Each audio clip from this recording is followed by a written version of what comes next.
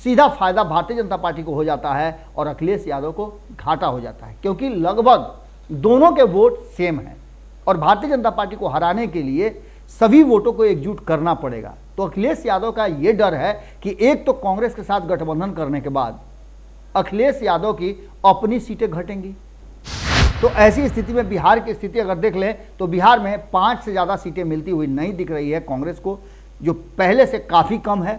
तो दूसरी तरफ अगर बंगाल की बात करें तो यहाँ भी 7 से 8 सीटों तक ही आकर के सिमट जा रही है। जो अलग अलग क्षेत्रीय दल हैं उनमें बांटा जाएगा। इसका सीधा मतलब ये है कि कांग्रेस के लिए जगह बहुत कम हो जा रहा है और ऐसी स्थिति में कांग्रेस जीत करके भी हार जाएगी भारतीय जनता पार्टी से। नमस्कार, बहुत बहुत स्वागत करते हैं आपका भीतर की बात में। एक बार फिर से आपके सामने जो खबर लेकर के आए हैं वो खबर कहने के लिए हम मजबूर क्यों हैं, हम ये भी बताएंगे आपको, और इस खबर की वास्तविकता क्या है ये भी आपको बताएंगे। लेकिन सबसे पहले ये जानना जरूरी है कि क्या 23 तारीख की मीटिंग होगी। इसको लेकर के अभी भी कई तरह की चर्चाएं चल रही हैं। इन्हीं चर्चाओं में एक है कि विपक्ष की मीटिंग से ठीक पहले एक बार फिर से बात अटक गई है। बात अटकने का कारण क्या है ये तो हम बताने की कोशिश करेंगे आपको, लेकिन कांग्रेस और खास करके अखिलेश की बात करें तो ये दोनों इस बैठक के एजेंडे और बाकी की चीज़ों से, हमने आपको पहले ही बताया था कि एक तरफ ममता बनर्जी जो हैं वो इस बैठक के एजेंडे को अपने हिसाब से रखना चाहती हैं, वहीं नीतीश कुमार का एजेंडा कुछ और है जो लालू प्रसाद के साथ बैठ करके उन्होंने चर्चा किया है। कांग्रेस का एजेंडा अलग है। इन सारे एजेंडाओं में से जो कॉमन एजेंडा होगा, क्या उस पर सभी आ जाएंगे? लेकिन सभी आ भी जाते हैं तो क्या कांग्रेस और अखिलेश की जो चिंता है वो दूर होगी?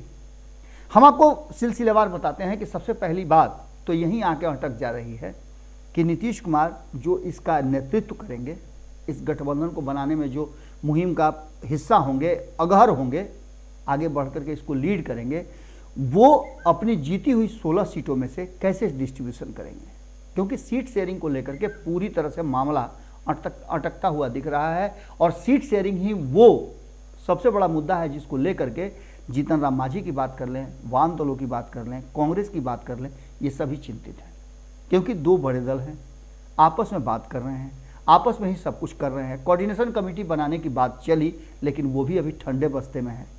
तो आखिर कैसे इसका निपटारा होगा? क्या 40 सीटों के तिलिस्म को तोड़ा जा सकेगा? 40 सीटों में यदि मान लेते हैं कि नीतीश कुमार अपनी एक सीट सेक्रीफाइस भी कर देते हैं तो निश्चित रूप से भारतीय जनता पार्टी से लड़ने के लिए ये दोनों, जो एमओआई समीकरण है और लौकुश समीकरण नीतीश कुमार का है, ये दोनों 50-50 तो सीट जरूर लेंगे। यानी 15-15 सीटों पे अगर कहीं आरजेडी अपने आप को थोड़ा सा और बैक फुट पर लेके जाती है तो मान के चलिए 15-15 सीटों पे समझौता होगा, बाकी बचेंगे 10 सीट। इन 10 सीटों में से किसे कितना मिलेगा ये महत्वपूर्ण है और बहुत ही महत्वपूर्ण है। इस 10 सीटों में से क्या कांग्रेस संतुष्ट हो जाएगी, क्या वाम दल संतुष्ट हो जाएंगे, और क्या इन 10 सीटों में से जीतन राम मांझी एक आध सीट मिल जाएगा, उसको लेकर के संतुष्ट हो जाएंगे? इन सारी बातों ने कहीं ना कहीं उलझा दिया है। और इस उलझन में एक साथ सबसे बड़ी मुसीबत की बात यह हो गई है कि ममता बनर्जी ने जो फॉर्मूला दिया है, जो जीता वही सिकंदर, उस फॉर्मूले को लेकर के भी अब चर्चाएं तेज हो गई हैं।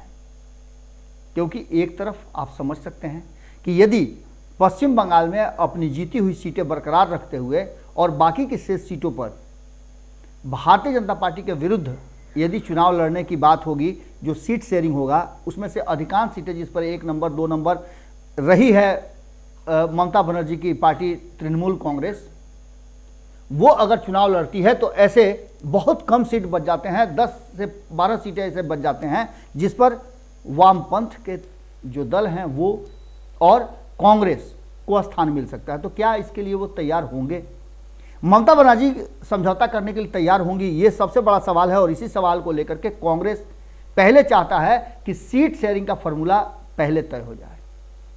तो दूसरी तरफ आप देख लीजिए कि सीट शेयरिंग के फॉर्मूला में दूसरी तरफ अखिलेश यादव को ऐसा लग रहा है कि ठीक है, समझौता हमारे बीच और कांग्रेस के बीच तो इस गठबंधन में हो जाएगा, लेकिन मायावती जो अक्सर मुश्किल भरा होती हैं बिहार का उत्तर प्रदेश में, वो अखिलेश यादव और भारतीय जनता पार्टी के विरुद्ध तीसरा कोण पैदा करती हैं, जिससे कि सीधा फायदा भारतीय जनता पार्टी को हो जाता है और अखिलेश यादव को घाटा हो जाता है, क्योंकि लगभग दोनों के वोट सेम हैं और भारतीय जनता पार्टी को हराने के लिए सभी वोटों को एकजुट करना पड़ेगा। तो अखिलेश यादव का ये डर है कि एक तो कांग्रेस के साथ गठबंधन करने के बाद अखिलेश यादव की अपनी सीटें घटेंगी और दूसरी तरफ मायावती जो उनके लिए संकट बनकर के खड़ी हैं, तो क्या मायावती को समझाया जा सकता है और इस गठबंधन का हिस्सा बनाया जा सकता है? लेकिन मायावती ने तो साफ कह दिया है, जिस तरह से नवीन पटनायक ने कहा कि हम किसी भी गठबंधन का हिस्सा नहीं हैं, तो उसका क्या होगा? तो सबसे बड़ी बात यहां ये आ रही है कि क्या अगर गठबंधन हो भी जाता है तो कांग्रेस संतुष्ट होगी और अखिलेश यादव जितने सीट कांग्रेस के लिए छोड़ेंगे क्या उतने में कांग्रेस संतुष्ट हो जाएगी? ये समस्या लगातार बढ़ती जा रही है और इस बढ़े हुए समस्या में खास करके जो 4-5 राज्य हैं वहां मामला फंसता हुआ दिख रहा है। कांग्रेस लगातार इस बात से डरी हुई है कि उसे अगर क्षेत्रीय दलों का एका हो गया, एकजुट हो गए, तो उन पर दबाव ज़्यादा बढ़ेगा और इस दबाव बढ़ने से उनकी पार्टी के भीतर भी हड़कंप मचेगा।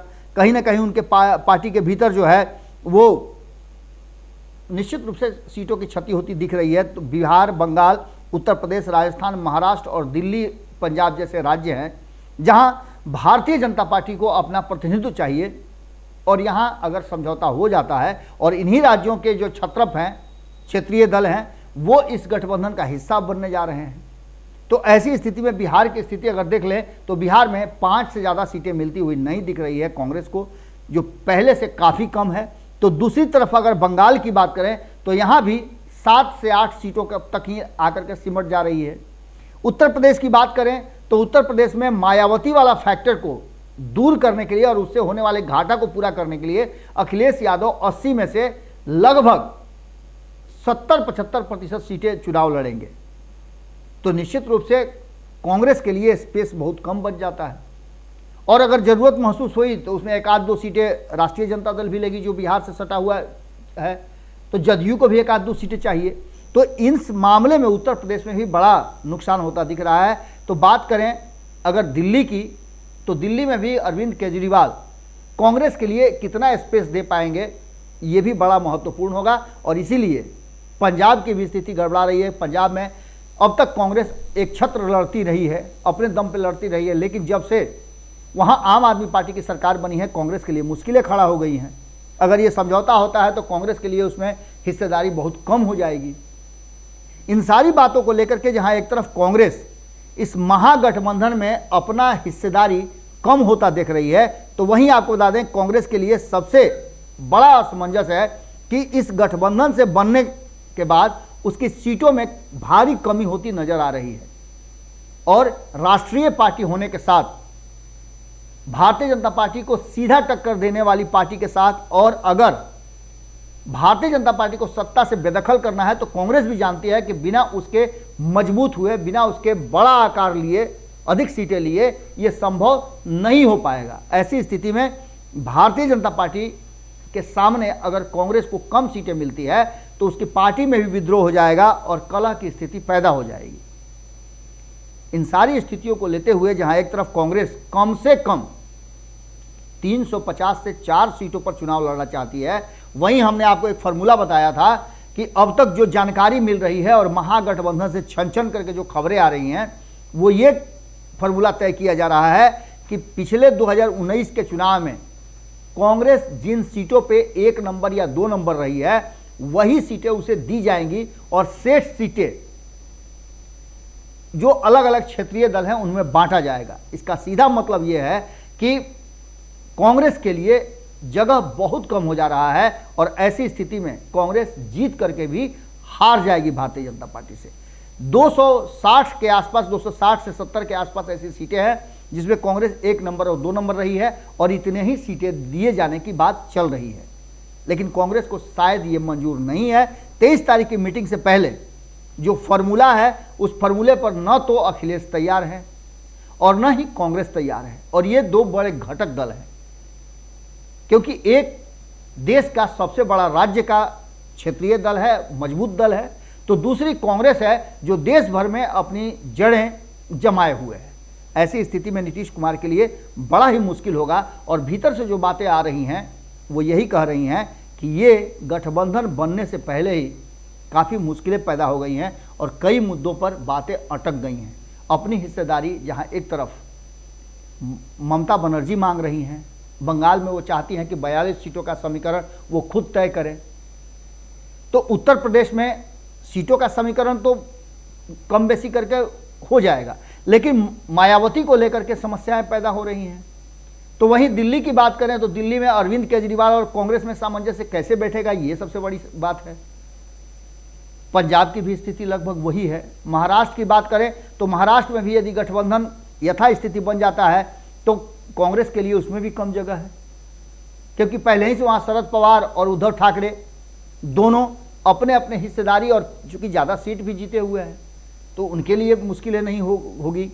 तो इन सारी बातों को लेकर के ये गठबंधन और इस गठबंधन की मीटिंग होने से पहले कहीं ना कहीं विपक्ष पूरी तरह से एकजुट नज़र नहीं आ रहा है और न एक फार्मूले पर आ रहा है। सबके अपने अपने फार्मूले, अपने अपने ग्रीवांसेज हैं और इसको लेकर के कहीं ना कहीं भीतर से जो बात आ रही है कि गठबंधन बनने से पहले ही इसमें मामला अटक गया है और इसे सुलझाने में ऐसा नहीं लगता कि नीतीश कुमार सक्षम होंगे। हालांकि नीतीश कुमार हैं, कुछ भी संभव है नीतीश कुमार के लिए। देखना दिलचस्प होगा कि 23 तारीख की मीटिंग के पहले और कितनी बातें निकल करके आती हैं।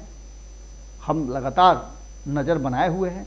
आपकी नज़र भारत लाइव पे होनी चाहिए, क्योंकि इस तरह की खबरें निकाल करके आप तक पहुंचाना हमारी जिम्मेवारी और जवाबदेही दोनों है।